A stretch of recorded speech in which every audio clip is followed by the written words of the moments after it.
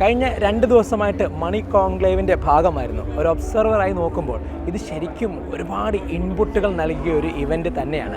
Especially entrepreneurship mind സെറ്റുള്ള വിദ്യാർത്ഥികൾ, ഒപ്പം തന്നെ ഇൻവെസ്റ്റ് ചെയ്യാൻ ആഗ്രഹിക്കുന്ന ഏതൊരു വ്യക്തിക്കും എന്തൊക്കെയാണ് നമ്മുടെ നാട്ടിലെ സാധ്യതകൾ, ഒരു ഗ്ലോബൽ പെർസ്പെക്റ്റീവിലേക്ക് നോക്കാൻ തയ്യാറായിട്ടുള്ളവർക്ക് ഇനി വരാൻ പോകുന്ന മാറ്റങ്ങൾ എന്തൊക്കെയാണെന്ന് മനസ്സിലാക്കാനുള്ള നല്ലൊരു ഓപ്പർച്യൂണിറ്റി.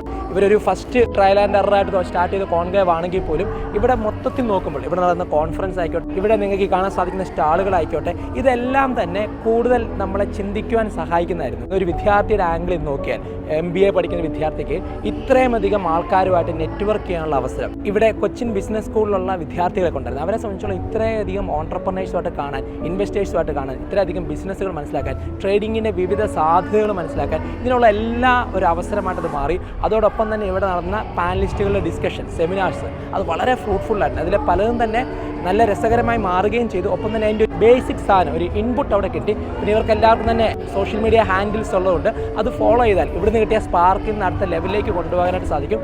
ഡെഫിനറ്റ് ആയിട്ടും ഇതുപോലുള്ള കോൺക്ലേവുകൾ നമ്മുടെ നാട്ടിലേക്ക് വരണം. കാരണം അതൊക്കെ കൂടുതൽ വളരാൻ, കൂടുതൽ ചിന്തിക്കാൻ, കൂടുതൽ ഉയരങ്ങളിലേക്ക് പറക്കാൻ ആഗ്രഹിക്കുന്ന ഏതൊരു വ്യക്തിക്കും യൂസ്ഫുൾ ആകുന്ന ഒന്നായിരിക്കും. കൂടുതൽ ഇത്തരത്തിലുള്ള പ്രോഗ്രാമുകൾ നമ്മുടെ നാട്ടിൽ വരട്ടെ, നമ്മുടെ നാടും നന്നായിട്ട് അങ്ങ് വളരട്ടെ.